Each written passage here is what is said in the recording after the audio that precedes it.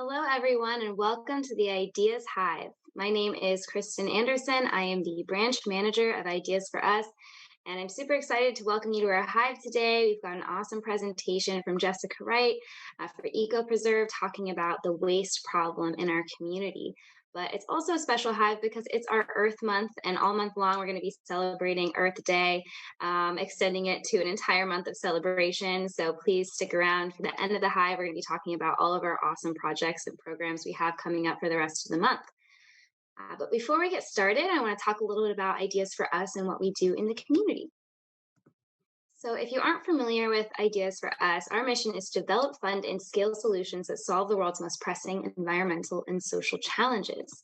And we do this in our branches around the world by following this simple model of educating, engaging, and mobilizing volunteers in climate action. Every month, we host a Hive meeting where we bring in an expert on a topic of sustainability to educate the community and to start a dialogue about how can we solve this global problem with a local solution. We then work with a plan of organizers and volunteers to bring the ideas talked about in the Hive to life and to make them into eco action projects. So every month, we also host one of these eco action projects to implement a long-term climate solution and also mobilize volunteers for boots on the ground action to combat these climate issues. And every month we focus on a different pillar of sustainability, energy, water, food, waste, and ecology. So our eco action projects range to identify and solve each of these projects, each of these pillars in our community based off of a solution identified and a need identified. And so it can range from solar workshops to waste audits. There we have Jessica Wright, our speaker today, doing one of our waste audits for us in that picture, tree planting, shoreline restorations, urban agriculture, and so much more. And we do this because we believe that climate education and also information about our natural world should be free and readily available to communities. But we don't just want to stop there. We don't stop at talking about the problem. We also want to give people the opportunity to take action against climate change through long-term solutions. And so if you like what you see, please consider donating to support this mission. Every dollar donated goes to supporting climate action projects in your community or in communities around the world. You can go to our website and pick out a project that interests you, and you can donate directly to making that project happen. And we also want to continue this conversation in many different platforms. You can check out our podcast to learn about green initiatives from around the world. But today, I'm super excited to have Jessica Wright here, the project manager from Eco Preserve, to be talking about the waste problem in our community and also, of course, waste solutions. So thank you so much, Jessica, for being here today. Thank you. I'm excited to be here. All right, so you ready for me to share? Yeah, go ahead. Fantastic. All right, let me get set up here. All right, we good to go? Yep. All right, fantastic. So welcome everyone. Thank you so much for having me this evening. I appreciate you being here for this conversation. So the way that this conversation tonight is going to go in my hopes and dreams is that we're going to have a rigorous conversation about the waste hierarchy, why not recycling. Don't get nervous. We're going to talk about that. How do we get where we want to go? And then at the end of this, I'd really love for you guys to come back at me with some questions and some proposed solutions and things that you see that we could work on in the community. And I'm super excited to start this conversation. So just a real quick blurb about me, who I am and where I come from. So I am a UCF graduate, and I actually worked at UCF as a catering manager for several years. Then I moved over to Rollins, and I was an operations manager there. And I had my first son, and I moved over to healthcare, which was a little more conducive to family life. And I worked for Orlando Health. But during all of those careers, I kept feeling a tug to come back to sustainability, which was my true passion and what I did in my off time. And so I went back to school and got a sustainability and environmental science degree. And I was very fortunate to get to work with the Eco Preserve team. So that's where I am today. I've been with them about 11 years, and I love the work that I do. I'm extremely passionate about it. And I make the joke that I can trash talk with the best of them, and that is literal and figurative. So that's kind of who I am, what I'm doing. And then I like to give people why do I do it? What do I do every day? Why do I do it when there's so many challenges and so many people that are, saying it's not worth it? So I have seen the wastefulness of the industries, and I kept feeling a pull towards this. And I wanted to be the person that brought the change to our communities and helped to basically drive change and improve things. So in the lower left of your screen is me with my family on whitewater rafting out in North Carolina. And the top right is my niece. And so they drive my passion every day, and they're the ones that I get up every morning and do what I do. And they bring so much joy to my life. And I want to make sure that I leave them the world that they deserve, which is better and healthier and ready to take on any challenges that they present to it. So, and just so that you know, I am a certified tree hugger. I do love to hug trees. So this is in the Joyce Kilmer Forest in North Carolina. If you've never been, it's a awe-inspiring and very uplifting place that I love, and I go to at least once a year. So there you go. I am a tree hugger. All right, so I'm going to run through this really quick. I wanted to make sure that everybody kind of has the foundational knowledge of what the waste hierarchy is. And the waste hierarchy is talking about trash, basically. So here's a statistic that everybody needs to keep in mind today and every day after today. The US is 5% of the population of the world, but we create 30% of the waste for the world. So we're only 5% of the population, yet we create 30% of the trash for the world. So when we talk about trash, we have to talk about natural resources and what that means and what we're utilizing when we create trash. So we've had a lot of conversations over the last 10 years, which I love because we talk about Earth Overshoot Day. So Earth Overshoot Day is the day of the year when our consumption of natural resources overtakes the production that the Earth can make. So the Earth only creates so many resources every year for us to consume, yet every year we consume more than the Earth can produce. So I think it's really important to look at this graphic, and something that jumps out to me is the green line, or the green section is showing you when we're using the exact same amount as what the Earth is producing. Every year, our Earth Overshoot Day gets earlier and earlier, except for 2020. And that may seem very strange to a lot of people, but the reason is because more people stayed home. We had less mass consumption. We had less waste being produced. But what we're not seeing here, and what we have yet to see the metrics on, is what happens in 2021. So that's something that we need to be thinking about, and we'll talk about that a little bit later in the conversation. So let's get into the waste hierarchy. So this upside down pyramid is the waste hierarchy that was originally basically put together by the EPA in 2014. And every year we kind of amend this, we massage it a little bit, but it always comes down to these items. The first and foremost thing that we should be doing in order to reduce waste is source reduction. So what does that look like? That's our daily behaviors and our purchasing. So how do our purchases reduce the waste that we make? We'll get into that. Our second one is reuse. In the 1950s to probably the 1990s, everybody was really, really good about fixing their own appliances, making sure that their electronics lasted as long as possible. Furniture was manufactured to last a little bit longer. People were fixing things, they were repurposing things.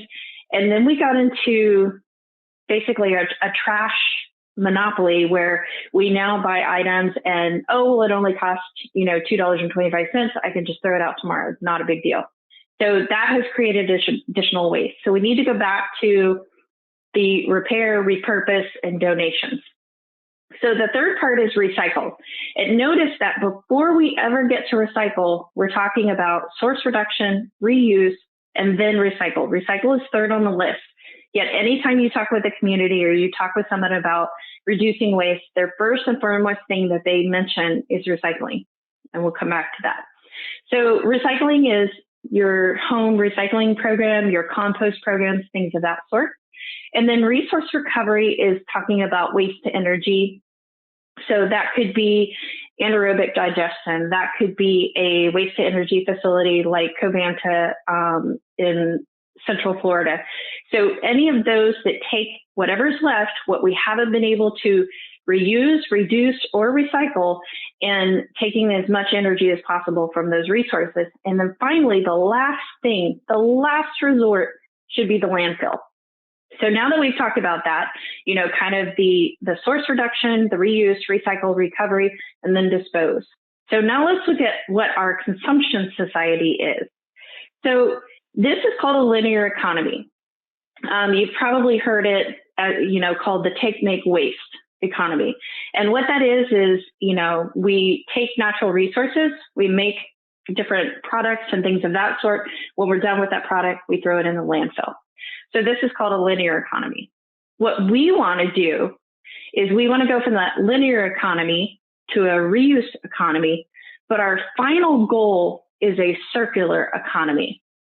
So what does a circular economy look like? A circular economy is when we take raw materials, we produce an item. So let's say a cell phone of that. And then that item is produced. And then after we use that item, we take that material, we pull all of the pieces apart, we reuse those materials to produce a new item. So that's a circular economy. We keep items in the circle of production as long as humanly possible. So where are we? We're right here in the middle. We're in our reuse economy where we're doing recycling and we do some donations and things of that sort. But our ultimate goal is to get to circular economy. So let's talk about how do we get there? What do we do? So the first thing is design out waste and pollution. So when we talk about designing out waste and pollution, it's a very, very basic conversation. And every material that we purchase and consume should be looked at from a different lens of how do we design this product to make the least amount of waste and produce the least amount of pollution. So let's take our foods, the foods that we purchase. So if we go to a major store and we go in and we want to buy an orange, a lot of these oranges are put into a bulk bag, and the bag is then taken and put into a plastic bag, and then we take it home and we consume it, and we're left with the mesh bag and the plastic bag to deal with. So when we design out the waste, why are we putting a product that already has its own packaging, which would be the rind of the orange, into a mesh bag and then into a plastic bag? What would happen if those oranges instead were sent to the store and you brought in your own bag and you put the orange in your own bag and you leave the store with the orange after you pay for it? That is designing out waste. Another example of that would be looking at the packaging of materials and things of that sort. And then when we look at pollution, we're looking at how do we make this material with alternative natural resources to create less pollution. For example, let's talk about toilet paper for a minute. That's a big one with everybody. So toilet paper, right now we use trees for that. And we use the pulp and we use the scraps from mills and things of that sort. And we take that, we make it into a pulp. It goes through a wash and it's bleached. And then we create the paper that is then cut and put into rolls and sent to your home. So during that process, we have a huge amount of waste because the use of the trees, the water, the bleaching bath, the packaging of it, all of that. Well, what happens if we then don't use trees? We use a byproduct of another. So let's say sugarcane. They extract the sugar, they use it for making sugar, and then the cane that's left, we use that to make the toilet paper. We don't bleach it. We don't need to wash it. And then we take that, we put it into rolls, and we put it in we put it in a wrapper that's made from the sugar cane, and we send it to your home. And at the end of life, the toilet paper breaks down and the wrapper breaks down. We've now designed out all of that waste. So the second one is keeping materials and resources in use. So that again goes back to designing out waste, because when we're manufacturing a product, we should be thinking about the end life of that product and how it can be reused, repurposed, and recycled at end of life. Unfortunately, right now, a lot of manufacturers are not in this thought process, and we need to use our voice, which is our dollar, and we need to tell them that that's something we want them to do. You may have heard the term producer responsibility programs. That is all about holding the producer of the material accountable for that material all the way through the end of life. So we've designed out the waste. We've designed it to make sure that it can be reused, repurposed, or recycled. And the last and final thing is regenerate natural ecosystems. So if we're removing the sugar pulp or the sugar cane for making the sugar and the toilet paper, how are we regenerating that ecosystem to make that sugar cane again and make sure that we're not causing, soil, water, and air pollution at the same time? So those are the three components of the circular economy: designing out the waste and pollution, keeping materials in use as long as possible, and then regenerating our natural ecosystem. So how do we get there? What do we do? And what can you do at home, and what can you do at work? So we've all been told recycling is awesome, recycling is great, recycling is going to get us there. Unfortunately, that's not true. Recycling is the third step, as we talked about. The first step is refuse. The second step is reduce. The third step is reuse. And then the fourth and final step is recycle, then rot, and then finally purchases. That's where we make all of the impacts. You'll notice that refuse and purchase are highlighted and bolded. The reason for that is because these are the two most impactful steps in reducing waste and getting us to a circular economy. And we'll get to that in a little bit. So why not recycling? We've been talking about it for years. We've been told that it's really good, and recycling is good, but it's not the magical pill. It's not the magic answer. It's not the easy button. So what does that mean? So this is just a really, really quick down and dirty timeline of recycling. So recycling at residence actually started around 1974. But here's something you need to understand. The same books, the same conversations, and the same education that was happening in 1974 is the same books, the same education, and the same conversations that we're having in 2021. So here we are, all of these years later, 47 years later, and we're still having the same exact conversations about recycling. We're still struggling with recycling. So what do we do to make a better impact and make recycling better? So we know that recycling is not the easy answer. There's a lot of energy. There's a lot of water that goes into recycling. So recycling is good, but it does have some drawbacks. So right now in Florida, our contamination rates, when you look at the different counties of the state, the contamination rates are anywhere from 20 to 45% in Florida. So that means for a load of 100 pounds that may go to the MRF, which is your material recovery facility, which is where all of your recycling goes. That means that out of that 100 pounds, anywhere from 20 to 45 pounds is removed from that and sent to the landfill. Or if it's over the threshold, which most counties is 15%, if it's over 15%, it goes to the landfill directly. The entire load goes to the landfill. So wish cycling, let's talk about wish cycling. Unfortunately, we have a lot of people in our community that look at their recycle bin and they look at the item that they might have and they're like, well, it's got plastic in it. It's probably recyclable. I'm just going to put it in there. So we coined the term wish cycling, and wish cycling is slowly but surely preventing and killing our recycling programs. So this is a picture. I have worked at our MRF.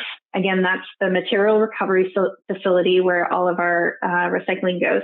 And I've done audits at the MRF and I've done audits at the landfill. So I have a couple of pictures to show you. So this is a load of recycling that went to the MRF. And some things that I want to show you in this picture are the fact that you'll see a lot of plastic bags. Those are not allowed. I don't know if you can see Somebody put some pizza boxes in there. Those are not allowed. There's a tape measure in there. There's several items. So this, when you look at it, you're like, well, it's recycling. It has a lot of plastic. It has a lot of cardboard. But what about this one? Does this look like trash or does this look like recycling? So to me, when I look at this, this looks like trash. There's a lot of items in trash bags. There's a big recycle bin. There's a plastic hanger. And unfortunately, this is what's being sent in recycling. And the recycle center, when they see things in the bags, they don't know what's in there. Sometimes there's trash. Sometimes there's clothing. Sometimes there's food. Sometimes there's all recycling. But we cannot allow things to be in the trash bags.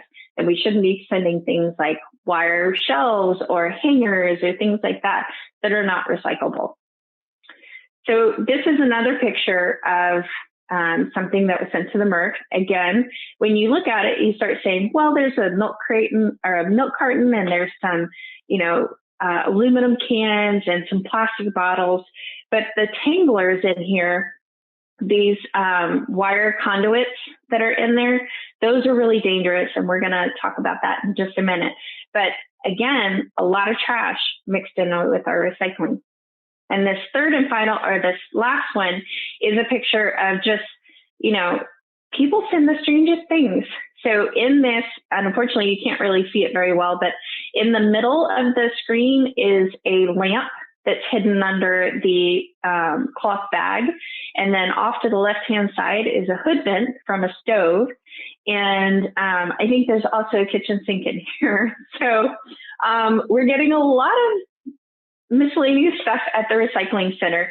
And the problem is that all of these materials are coming mixed in with really good recyclables. And the issue is if we put this onto the conveyor system that they use to sort the materials, it actually destroys the machinery and can cause hazards for the staff that work there. So what's happening with recycling? We've got high contamination. I kind of gave you a couple examples of like water hoses and cords and wires, and then the bundle wires that come on your pallets and things like that when they come into maybe a grocery store or your work, and they bundle the pallet with the orange straps. That's not recyclable. And textiles. A ton of textiles, bulk plastics, electronics, and food are coming in our recycling. So we've got a lot of recycling and we've got a lot of trash that's getting mixed together. So unfortunately, that creates our high contamination, which is, like I said, between 20 and 45%. So what does that mean? What you're looking at right now, these are called the star sorters that are on the conveyor system that the MRF uses to sort all of our plastics and papers and cardboard and metals. So all of the materials have to go against this. And the design of this is to bounce the plastics out so that they can go into a separate bin. And that's how they separate them. The issue is all of these plastic entanglers get wrapped around these star filters. And then what happens is they have to shut it down and people have to go in and they have to cut the wires and the plastic and everything else.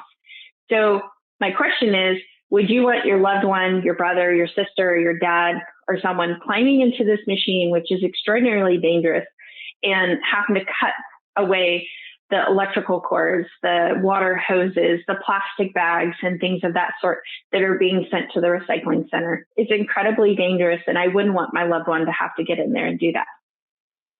So the second danger that's happening with the items that people are sending to the MRF is fire.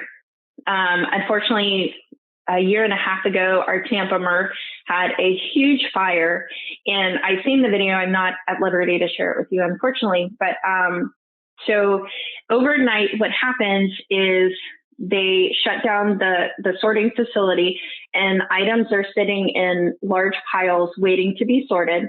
And when they come in the next morning, they start sorting everything, and then it gets baled and sent to the vendor. But what happened was a large load of recyclables was delivered, and it was sitting on the floor of the sorting center, and everything was okay. And then all of a sudden, a small spark hit, and then within a minute and a half, it was all engulfed, because think about all the cardboard and paper and highly flammable materials that are in your recycling. And within a minute and a half, it was completely engulfed in flames. And by the time the fire suppression system went off, and by the time all of their safety systems went off, the fire was already out of control and damaged quite a bit of the building. So that's a hazard for staff. It's a huge hazard because here's two examples. The one on the left is a sorting facility where they had a fire. Again, it happened overnight. And I believe this one was batteries. Someone had put batteries into their recycling, and the rubbing action during transport created a spark. And by the time they left, a large fire started. And then on the right-hand side is actually one of our waste management trucks that caught fire because of an electronic that was put into someone's recycling, and it caused a fire. Thankfully, no one was hurt, but I can't imagine how scary that was for the truck driver who's driving down the road, and then all of a sudden the materials behind him erupt in flames. So we talk about this contamination. So what does that mean for recycling, and why am I saying that recycling is not the answer, or not the only answer? So high contamination means that we have poor product quality. So what that means is that all of those products that we're sending to our MRF are sorted, and then they have to sell those materials in order to make a profit, in order to keep running their business.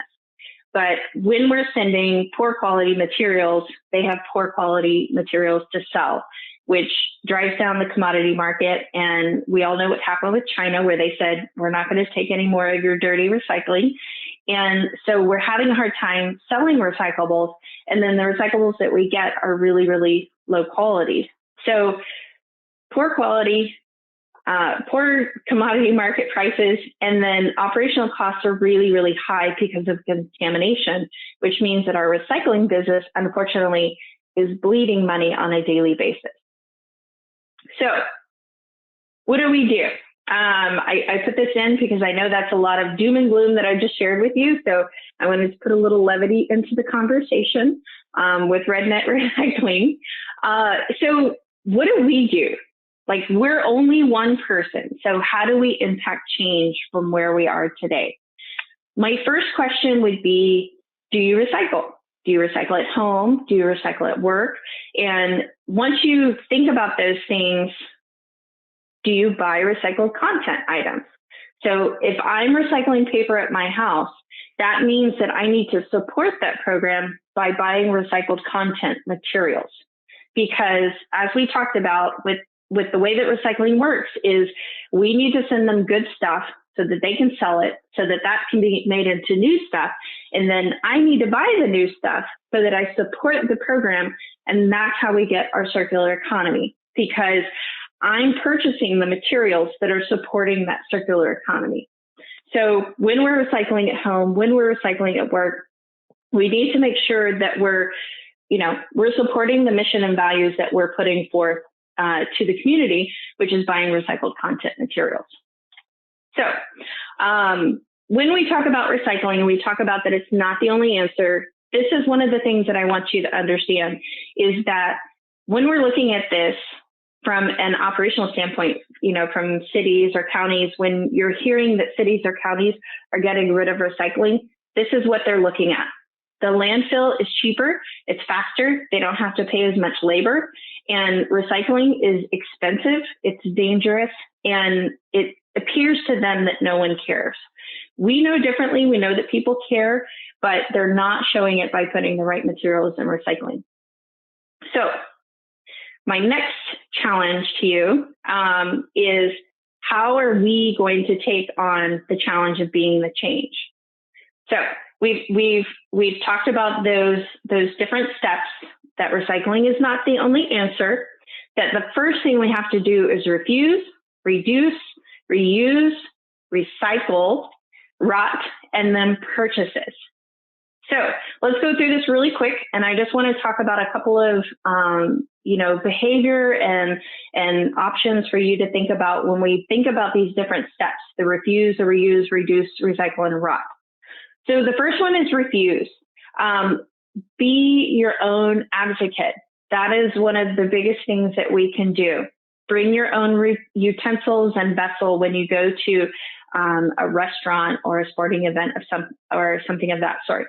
If you don't want them to give you a plastic fork, tell them not to give you a plastic fork. If you don't want to make trash because someone's going to give you a straw and you want to use a straw, bring your own straw. Bring your own bags to all stores. So here's the funniest thing is I know there's been a big push for everybody to bring their own reusable bag to the grocery store, but here's a secret. It should be every store. So if you go to the thrift store, if you go to Goodwill, if you go to, Restore, or if you're going to buy a new pair of shoes, bring your own bag. Bring your own bag to every single store you go to. Set the example. The third thing, get involved with like-minded groups, which if you're here at the Ideas event, then you are definitely involved with like-minded groups, and that's a fantastic thing. Don't accept this is how it's done. My children will tell you I have embarrassed them immensely over the years because I am the first one to fight the system. If I go somewhere and they say, sorry, you can't use your reusable, cup, here, we'll give you a cup and you can pour it into your cup. What? No, you're defeating the purpose of me always bringing my own cup with me. I don't need your cup. And I've heard people say, oh, well, it's a health code. I worked in food service for 12 years. They said, no, it's not. And, they try to argue with me, and I've taken it all the way to the store manager. I have written, different facilities, and I'm like, here's what happened. I'm extremely upset. It's not a health code. And I put a copy of the health code. So don't accept that this is how it's done. If you feel like a change needs to be made, make your voice heard. I apologize, guys. I hit the wrong thing. Where did we go? Okay, sorry about that. Technical difficulties. Okay, and the other thing is again, support your own mission and values. Without your support, products and programs are going to fail. So it's super important for us to always put our money where our mouth is, kind of. All right, so reduce. Let's talk about a couple of things for reducing. Look for alternatives. Look for items that don't have packaging. Look for reusable packaging. Buy ugly and second foods. I don't know if any of you have gotten involved with the program that will deliver fruits and vegetables to your house. It's the Ugly Food Program, and it is awesome. We have introduced our family to some, lots of different fruits and vegetables being involved in the program. And if you want, I will provide those resources to Kristen and you guys can reach out to her. But there's a lot of great programs out there for seconds. And basically what it is it's fruits and vegetables and things of that sort that the stores say, oh, that doesn't look perfect. That doesn't look right. So we're not going to take it. Guess what? It's still good. It still has the same taste, things of that sort. Buying secondhand clothes.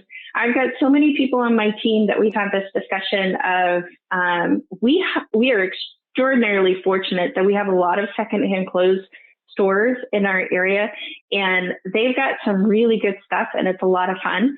And just a little plug, there's a swap shop on Saturday. So if you guys are not signed up for that, or if you're not coming, please do. It should be a lot of fun. And basically what it is people bring in their stuff that they're not using anymore and they donate it. And then they start looking around at other people's stuff. I think this is my second or third one that I've been involved with. They're a lot of fun, and I always go home with really good stuff. So lots of fun. Ooh, and you can find really good gifts, which I like, because I've gotten a couple of gifts there for people, and they don't know it's secondhand, and they don't really care. Well, they know me. They probably already know it's secondhand, but anyway. And then another part of reduce, compost. And I'm sure I'm preaching to the choir right now, but super important for us to be composting at home and in our work, trying to support different programs. We are, again, very fortunate that we have O-Town Compost, who is started by another member of Ideas. And if you don't have information for that, please reach out to me. I'll be happy to share it. But talk to your business. talk to your work and try to get them involved in the compost program so that, again, we're keeping food out of the landfill. Look for alternatives. So I'm going to tell you a little funny story about the picture on the right-hand side. So my mom was having some health issues, and she moved in with us about 8 years ago. And she noticed that I don't have paper towels. I don't have Kleenex. I don't have paper napkins and things like that in my house. And she said, if you don't have toilet paper, I'm just going to go live at a healthcare facility. And I said, no worries, we have toilet paper. It's okay. And within a couple of weeks, she got used to living in our house and not having those items. And now she's back living on her own. And she actually does not have any paper towels, paper napkins, or tissue at her home either. I'm super proud of her for doing that. There are alternatives out there. It takes a little bit of work to set it up, but once you do, you get used to it, and it's really good stuff. So again, we're very fortunate. We have a lot of alternatives, and look for alternatives. And if you can't find alternatives, again, this goes back to that whole like-minded group. Go to your like-minded groups. There's a ton of, podcasts and groups and this ideas group that can share ideas with you of how to find alternatives. Okay, research, people, please. And if you need help, please reach out to me. I'm happy to help you with this as well. So, donations. The picture on the right-hand side breaks my heart every time I see it. I will be the first one to tell you that I do dumpster dive, and I do, if it's on the curb and I think it's still good, I will pick it up and bring it home. So there's absolutely nothing wrong with it.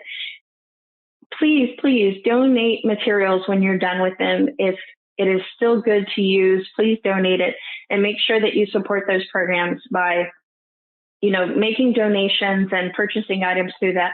Again, keeping materials in the loop as long as humanly possible. Mattresses, we're very fortunate to have a great program with Mustard Seed. They will come out, they will pick it up, and they use it to support local nonprofits by doing volunteer events and funding and things like that. So please, do donations for furniture and mattresses. Clothing. So this is a really good one that I wanted to talk about really quick. And I want to show a picture. I don't know if you guys can see this. Can you see what that, hold on. Can you see what that says?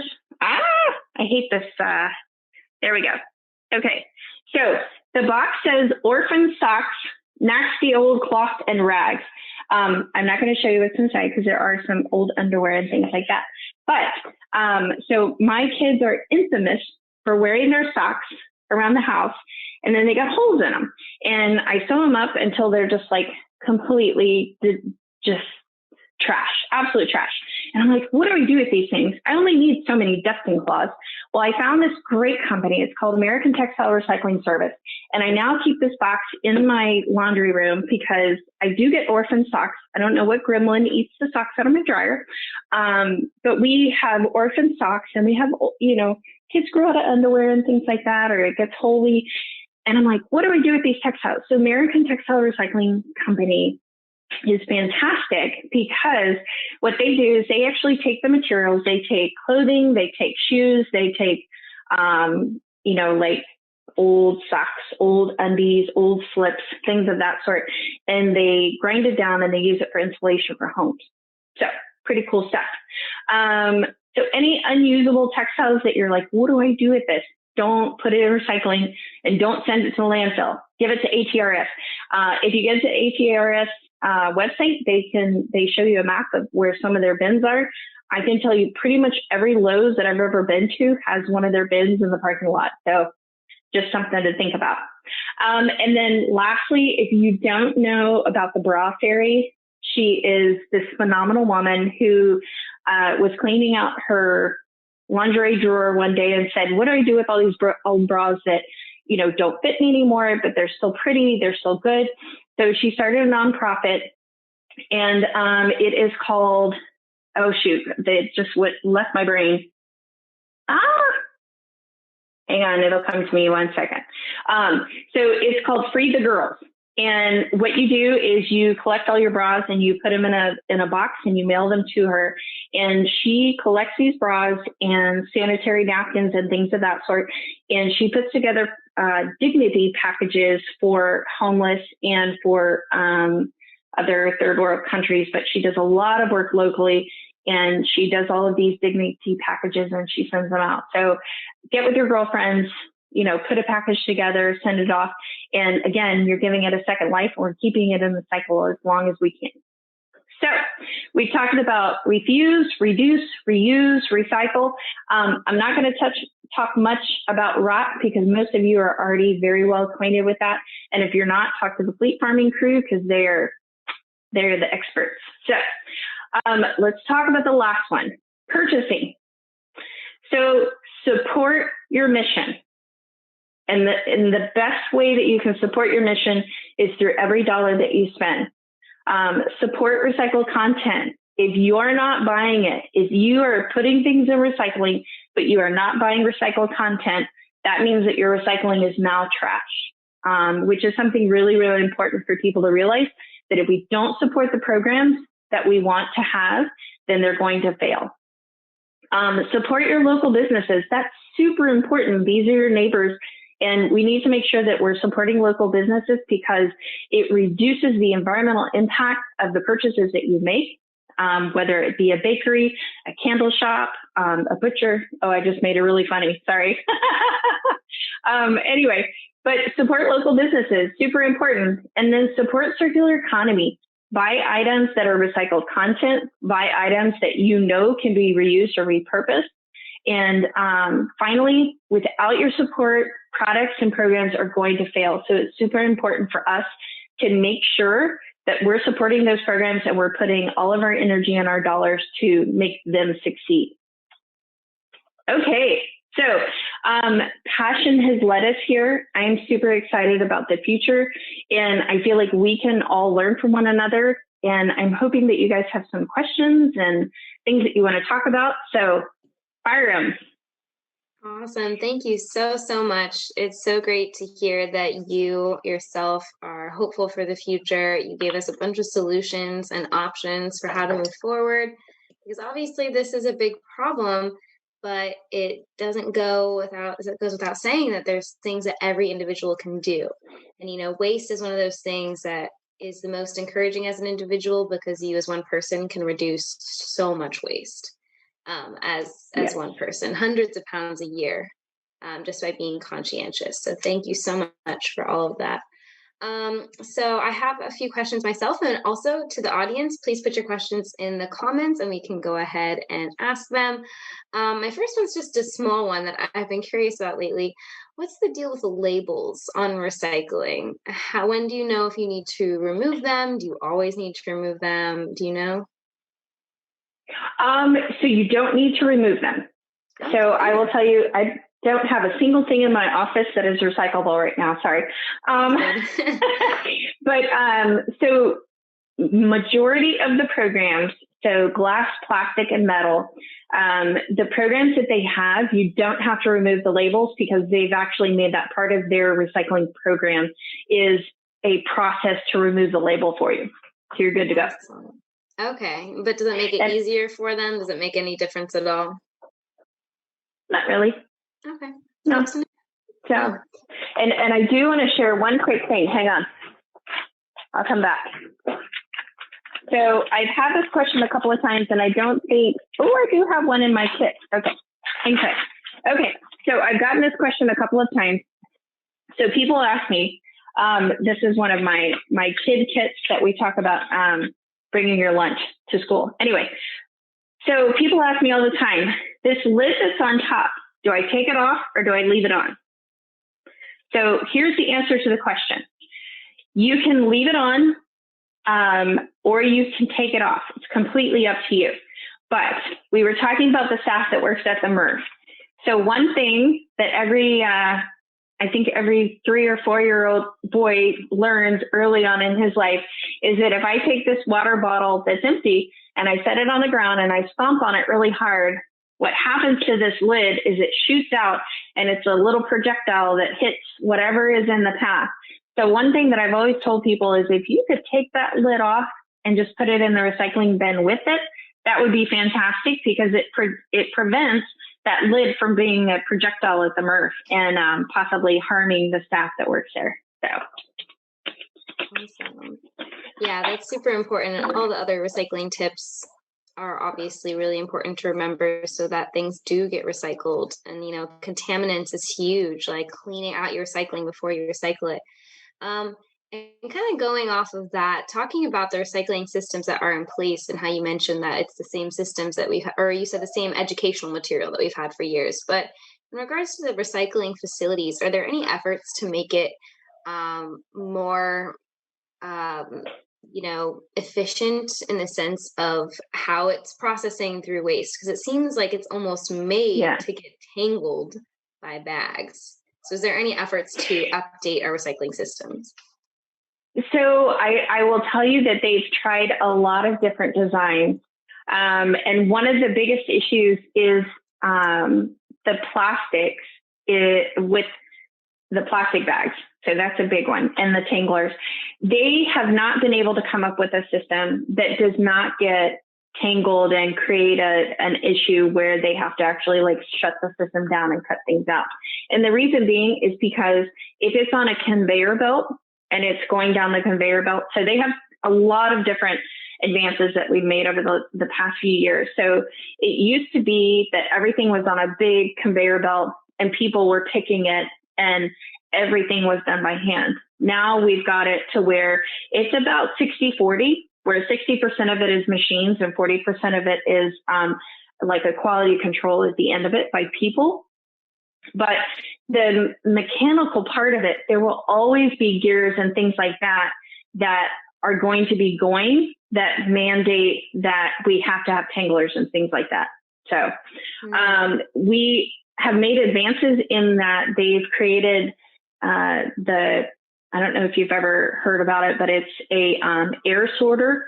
And so as things are coming by on the conveyor belt, there's an eye that's looking down on it and it sees a plastic material and it creates a puff of air, and the puff of air knocks the plastic bottle off into a bin that is part of the plastic collection.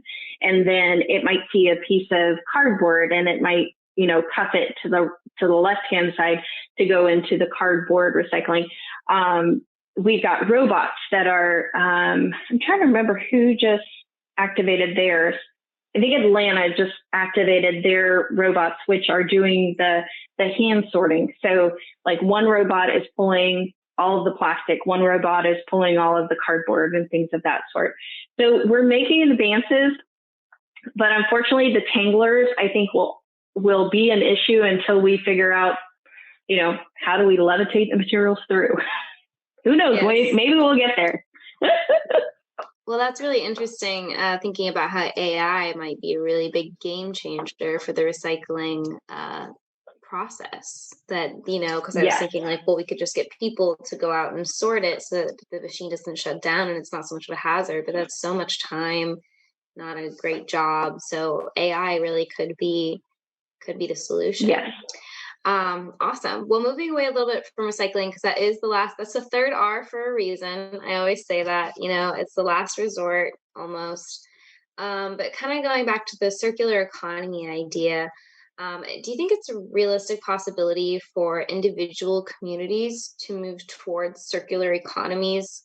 Or do you think we need to move towards it as a society as a whole? Because for me, thinking of how Orlando could be a circular economy, there's so many moving parts with importing and exporting, even just like Florida or, the United States. How do you see that becoming a reality? And is it possible to do that in individual communities, or do we have to do it as a country as a whole? I will say with the way that our community works right now, it is not possible to do it as a community on your own. And that's because we have distributed manufacturing. So, if you look around your house right now and you had to name how much, what percentage of those materials were produced in Florida, I would guesstimate that it's probably below 10%. And circular economy is all about keeping materials in that continuous loop, which requires local manufacturing, local recycling, and things of that sort. So if we look at our food table, or if we look at the furniture in our homes, if we look at, the electronics in our homes, a lot of that is coming from other places. It's not local. So my opinion is that we have to move towards it as a community, but we have to act locally. So, we need to be voicing our opinion that we're looking for circular economy, and we need to be looking at producer responsibility. The manufacturer of, the computer that's sitting on my desk should be responsible for helping to fund programs to recycle that computer at end of life. The manufacturer of the canned good that you purchase should be responsible for making sure that that packaging is recyclable on a national level, instead of, there's a lot of misinformation on items. So like the home meals that blew up over COVID, and you've got all these home meal services that send packaging, and the packaging says that it's recyclable. And unfortunately, a lot of that packaging is not recyclable unless you read the fine letters where it says, open the bag and pull the shredded gene fibers out of the packaging, put that in your compost, and then take the bag and take it to your local plastic bag recycler, which is usually like a Publix or Walmart or Target, and then it's recyclable. But a lot of people see the recycle symbol and they're like, oh, it's recycling, and they throw it in the recycle bin. Unfortunately, we have to figure out a different labeling that helps people to understand that. But in my opinion, that home meal service, they're trying to make things recyclable, but they're not supporting the programs that would make that recyclable. So they're not supporting the program that would make sure that they have a home composting program. They're not supporting the program that would make sure that that plastic bag is recyclable and things. So we need to act locally, but we need to think globally, because we have to create the programs to support that circular economy. And it's really important that each and every one of us is trying to make those efforts by, again, vote with your money. That's the best thing I can tell you. Absolutely. Put your money where your mouth is. That's really important to consider, and also kind of trying to do it as an individual, like you were saying, promoting a circular economy, buying local, composting, just trying to mentally create that circle in your own life, and, where it's going, where you're buying from. Another question is, can you provide some insight as to how to put the pressure on companies to compost and divert food waste rather than the individual? Oh, that's a great question. So I will tell you that I'm not a big social media person, but I will tell you that it is a great tool, and you can impact change by voicing your opinion. So if you have a company or a restaurant that you are particularly passionate about and that you want to support, start with a face-to-face conversation. And if that face-to-face conversation goes nowhere, then, you go to the corporate.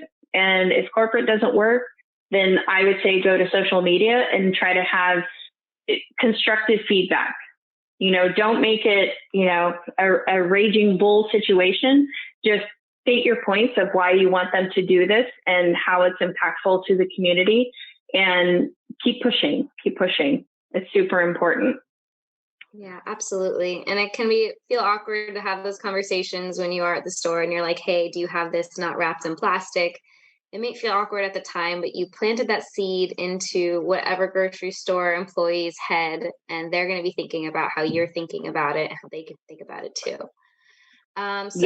Moving away from like the whole system, what about the plastic that already exists? Is there any solutions or science to the plastic waste that exists right now? Any sort of ideas on what we're going to do with it all? Because we're continuously pumping it out, but there's already so much. Is there any solutions to that? So there is there's a lot of research going into that right now, because a lot of organizations have identified that as a huge environmental impact. And they are doing a lot with, finding the algae that eats the plastics. They're doing a lot with figuring out ways to collect the plastics that are, in the garbage patch and out in the ocean, and how can we recycle that plastic? And the interesting part is that through that research, they're actually coming to the same conclusion that the recyclers have been screaming about for about 12 years, which is the fact that plastics are so diversified and have such different compositions depending on the packaging that it has made it incredibly difficult to recycle. And all of a sudden, when these large corporations are looking at this and they're like, well, why can't it be recycled? It's all plastic, but not all plastics are made equal. And so we're starting to understand that the packaging companies need to be collaborating with the recycling companies. And again, this goes right back to the producer responsibility that we discussed, is having that producer talking with the recycler and creating the program that is supportive of the packaging that they're using. So yes, we have a ton of plastic. There's a lot of research going on, and I apologize, I don't have like all of the statistics and everything to tell you, but just know that there's a big push behind it. And one of the things that I think is important for us is to support programs that are eliminating the need for the plastic. A big one right now, unfortunately, with COVID is that we've gone to all of this single portion size for stuff and using tons of plastic to protect people. And I think it's going to be really important once we get to a safe point to start communicating to those same entities and saying, okay, we're at a point now, you need to pull back on all of the plastics. And it's going to be important for us to push that point because, companies are comfortable with this right now and they feel like they're doing the right thing. But we need to push back and say, reduce the amount of plastics, reduce the amount of disposables that you're using, and let's go back to reusables. Mm. Yeah, absolutely. And, since companies sometimes can't avoid using plastic, and a lot of people who don't have this at the forefront of their mind are using plastic every day, is there kind of a push and new science about biodegradable plastics? I know I see it more often on the coasts, usually with straws that are biodegradable. Do you see that becoming more prevalent and, more importantly, affordable? I do. And I will tell you that, again, this goes right back to, putting your money where your mouth is supporting those companies that are making that a priority. The companies that are using the compostable wares or the biodegradable. Here's the thing that I would caution everyone on, though, is that the biodegradable plastics are not always created equal. So there's the plant-based plastics, and then there's what they're signifying as a biodegradable plastic. It still has the chemical makeup of a plastic cup, which means that if it is sent to the landfill, it will not break down because of the way that it's chemically bonded together. It cannot break down. Whereas if you have like a sugarcane cup versus the biodegradable plastic, they are not created equal. The sugarcane cup will break down, not very quickly in the landfill, but it will break down, whereas the biodegradable plastic will not. Because if you read the studies and you understand the science behind it, when they say it's biodegradable, they have oxygen input, they have heat, and they also have a component of pressure. And in the landfill, if you're familiar with the way that the landfill works, is they draw out oxygen and moisture. So that biodegradable plastic, unfortunately, is sitting in a big void, and there is absolutely no UV to help break it down. So I just be cautious, educate yourself, and know that what you're supporting is actually environmentally friendly and not just greenwashing. Yes, that is really important. And so obviously the real answer is reusable items, of course. So Yes. kind of going into a little bit of both. What is your take on reusing single-use plastic items like plastic bags and bottles instead of brand new reusable items? Um, my personal opinion is we need to divert from plastic as much as humanly possible.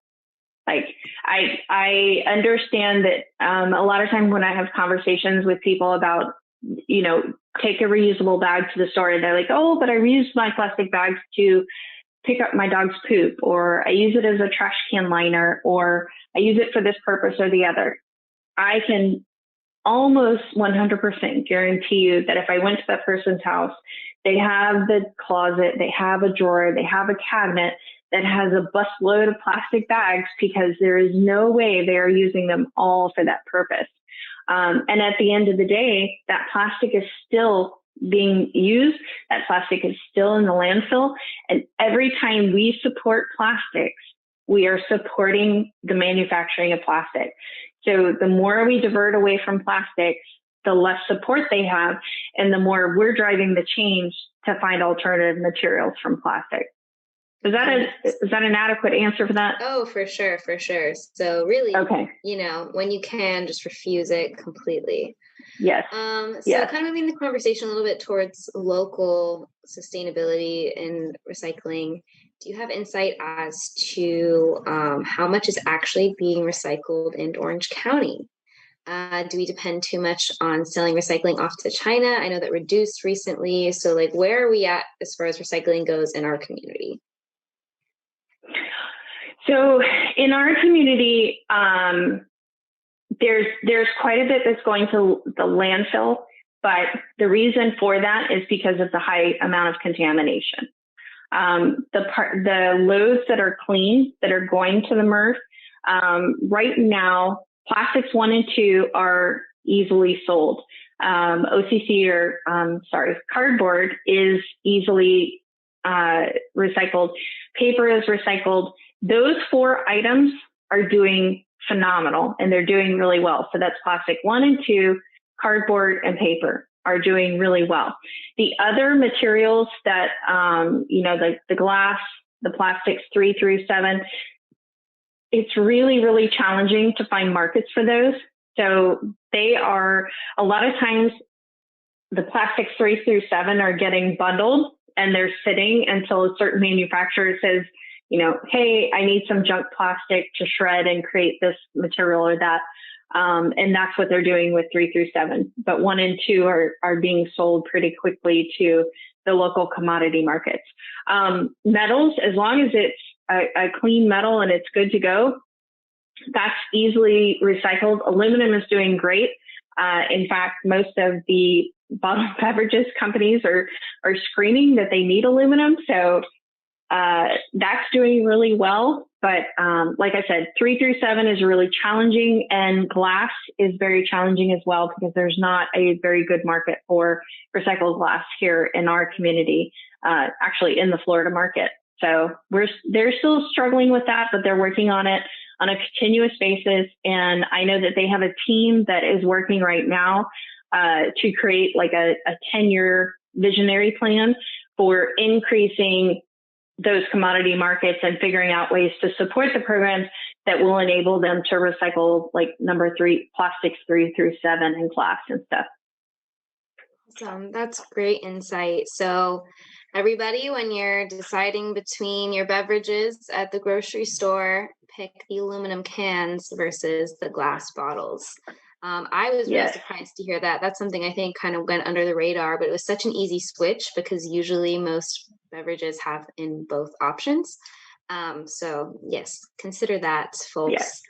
And to kind of close out, do you have any suggestions or people can find sustainable and affordable companies to support and to get involved with EcoPreserve, and anything else that you want to share with our audience? I think one of the things that I would really emphasize with the group here is that there's a lot of great local companies that make things like soaps and shampoos and conditioners that have little to no packaging. There's great bakeries. There's a lot of local farms that you can support. And that's where we can help impact the change, in addition to how we support different entities outside of local.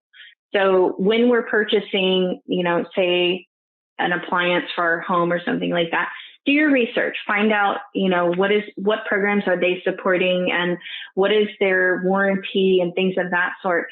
I feel like producer responsibility is the way that we are going to make change. We need to hold producers responsible for the materials that they're making.